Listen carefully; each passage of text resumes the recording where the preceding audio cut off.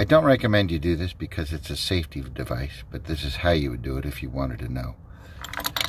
Disabling your backup horn on your E-Z-Co golf cart requires, at least on mine, to drill the rivets out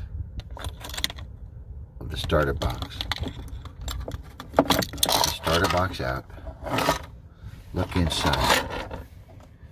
You'll see the speaker. It's right there. It's got a red wire and a green wire attached to it. If you just pull off the green wire,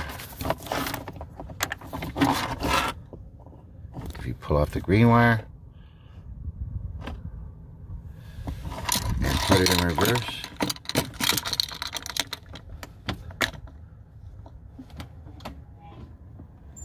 it backs up without a warning.